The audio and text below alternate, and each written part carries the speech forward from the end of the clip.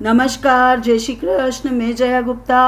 इस वीडियो में मैं ज्येष्ठ मास महात्म्य के 23वें दिन की कथा के रूप में 23वें अध्याय का पाठ लेकर आई हूँ, जिसमें हम सावित्री सत्यवान आख्यान के बारे में जानकारी प्राप्त करेंगे।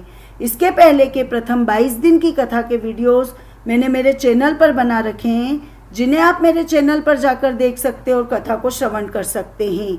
ज्येष्ठ मास का महात्म्य श्रवण करने के लिए रोज सवेरे प्रातःकाल ब्रह्म मुहूर्त में उठकर स्नान आदि करके स्वच्छ वस्त्र पहनकर भगवान श्री हरि विष्णु का पूजन करना चाहिए और भगवान श्री हरि विष्णु से संबंधित ज्येष्ठ मास से संबंधित कथाओं को श्रवण करते हुए ज्येष्ठ मास का महात्म्य श्रवण करना चाहिए। मैं यहाँ आपको ज्येष्ठ मास महात्म्य के एक अध्याय का पाठ रोज बता रही हूँ। आज मैं आपको ज्येष्ठ मास महात्म्य के 23वें अध्याय का पाठ बताऊंगी। इसके पहले 22वें अध्याय में स्कंद जी कहने लगे कि हे ऋषियों, ज्येष्ठ मास की त्रयोदशी से लेकर पूर्णिमा तक 3 दिन सावित्री व्रत कहा गया है। स्त्रियां सौभाग्य प्राप्ति के लिए इस व्रत को करती है। फिर वे इस व्रत की विधि बताते हुए कहते हैं कि इसमें स्वर्ण के ब्रह्मा जी, सावित्री जी व यमराज जी की मूर्ति बनाकर उनकी पूजा करनी चाहिए। व्रत वृक्ष की पूजा करनी चाहिए और व्रत वृक्ष के नीचे घट स्थापना करनी चाहिए और संध्या के समय यमराज जी के लिए दीपदान करना चाहिए। इसे सभी आयु वर्ग की महिलाओं को करना चाहिए, चाहे वह कुंवारी कन्या हो, विवाहित स्त्री हो, पुत्रवान महिला हो या अपुत्रीवान महिला हो। इस प्रकार व्यास जी कहते हैं कि ज्येष्ठ नक्षत्र युक्त पूर्णिमा पर छाता व जूता दान देना अति पुण्यदायक होता है।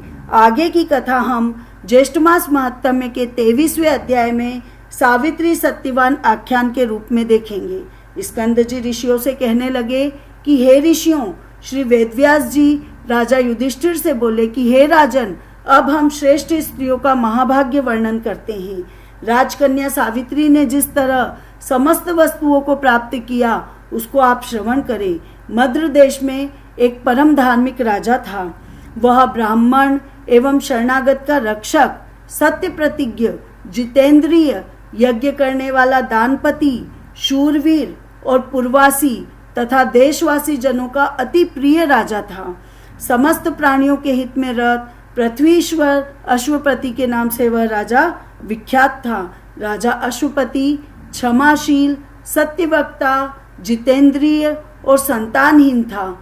अधिक अवस्था हो जाने पे जब उसके संतान नहीं हुई तो राजा अश्वपति ने संतान प्राप्ति के लिए नियम ग्रहण किया और समय पर परिमित भोजन, ब्रह्मचर्य व्रत का पालन करना, इंद्रिय निग्रह कर 1 लाख आहुति स्वावित्री मंत्र से देकर षष्ठ काल में से अमित भोजन करता रहा। इस तरह नियम पालन करते करते राजा अश्वपति को 18 वर्ष बीत गए। 18 वर्ष पूर्ण होने पे सावित्री जी प्रसन्न हुई और अग्निहोत्र से प्रकट होकर, यानी हवन कुंड से प्रकट होकर रूपवती सावित्री जी ने राजा को दर्शन दिए। राजा अश्वपति को वर देने के लिए सावित्री देवी बोली कि हे राजन, तुम्हारे ब्रह्मचर्य, शुद्धता, नियम, इंद्रिय दमन, सर्वात्म समर्पण और भक्ति से मैं अति प्रसन्न हुई हूँ। हे मद्रराज, हे अश्वपति, तुम मुझसे इच्छित वर मांगो। तुमने धर्म के विषय में किसी प्रकार का कुछ भी प्रमाद नहीं किया है। राजा अश्वपति बोले कि हे देवी, मैंने धर्म प्राप्ति की इच्छा से संतान के लिए ही सब कुछ किया है। आप मुझे कुल को पवित्र करने वाले बहुत से पुत्र देवें। हे देवी, यदि आप मुझ पर प्रसन्न हैं तो मैं आपसे ही कामना चाहता हूँ। हे देवी, मुझको ब्राह्मणों ने कहा था कि संतान होना श्रेष्ठ धर्म है। तब सावित्री कहने लगी कि हे राजन, मैंने पहले ही तुम्हारे अभिप्राय को जानकर तुम्हारे पुत्र के लिए ब्रह्मा जी से कहा है। ब्रह्मा जी की कृपा से तुम्हारे शीघ्र ही एक कन्या होगी। अब इस विषय में तुम मुझसे कुछ ना कहना। मैं ब्रह्मा जी की आज्ञा से प्रसन्न होकर तुमसे कहती हूँ। सावित्री जी के ऐसे वचनों को सुनकर राजा अश्वपति कहने लगे कि हे देवी, जो कुछ ब्रह्मा जी ने कहा है वह सब मुझे स्वीकार है। यह कह के वे पुनः सावित्री देवी को प्रसन्न करने के लिए राजा उनकी स्तुति करते हैं। तब सावित्री देवी ने कहा कि हे राजन, यह शीघ्र होगा और ऐसा कहकर सावित्री देवी अंतर्ध्यान हो गई।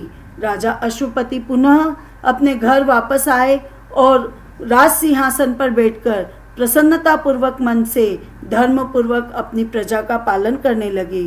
कुछ समय बीतने पे व्रत में तत्पर राजा अश्वपति की धर्मचारिणी रानी गर्भवती हुई और उसका गर्भ आकाश में शुक्ल पक्ष के चंद्रमा की तरह बढ़ने लगा। प्रसव काल आने पे उस रानी के गर्भ से एक कमल लोचना कन्या उत्पन्न हुई। राजा अश्वपति ने उस कन्या का जात कर्मादि सब संस्कार कराया, जो श्री सावित्री देवी की कृपा से उनकी 1,00,000 आहुति देने से उत्पन्न हुई थी। इसलिए ब्राह्मणों ने उसका नाम राजा अश्वपति की सम्मति से सावित्री रखा। वह राजकन्या शरीरधारी लक्ष्मी के समान बढ़ने लगी और समय पाकर जब वह कन्या युवती हुई तब उस सुमध्यमा सुश्रेणी को स्वर्ण प्रतिमा के समान देखकर लोगों ने यह निश्चय किया कि राजा को यह तो देवकन्या मिली है। उस कमल पत्र के समान नेत्र वाली कन्या के स्वतेज से जलती हुई अग्नि के समान तेजस्विनी देखकर उसके तेज से बाधित होकर कोई भी उसे नहीं वर रहा था। तदंतर कन्या ने उपवास कर सिर से स्नान किया और देवता के समीप जाकर विधि पूर्वक अग्नि में आहुति दी, ब्राह्मणों से प्रवचन कराया और प्रसन्न चित्त उन महात्मा ब्राह्मणों का पूजन किया। उसके पश्चात लक्ष्मी के समान रूपवती वह राजकन्या पिता के पास गई और पिता के चरणों में अभिवादन कर शेष सब समाचार कहा। वह वररोहा राजकन्या हाथ जोड़कर राजा के पास खड़ी हो गई।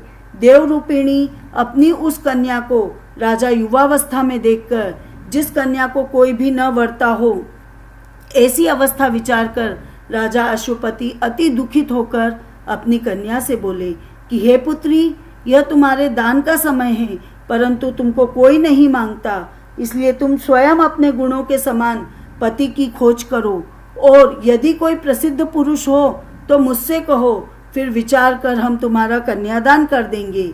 तुम जैसा पति चाहती हो वैसा पति वरो।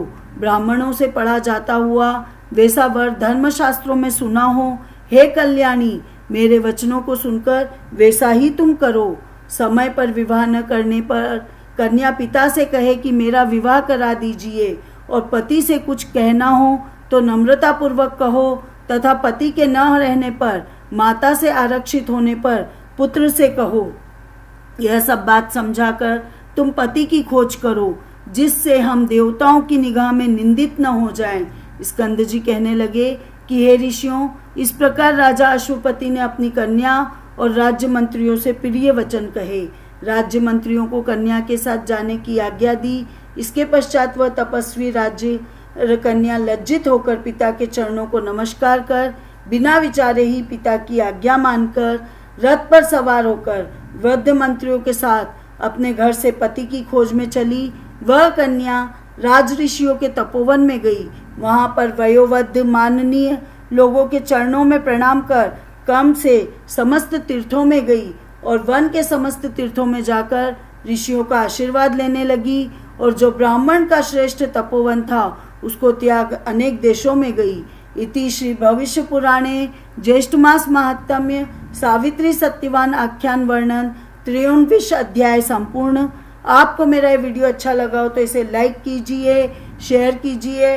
अभी तक यदि आपने मेरे चैनल को सब्सक्राइब नहीं किया तो कृपया मेरे चैनल को सब्सक्राइब कीजिए, बेल आइकन को हिट कीजिए ताकि मेरे नए वीडियो के नोटिफिकेशन आपको तुरंत प्राप्त हो।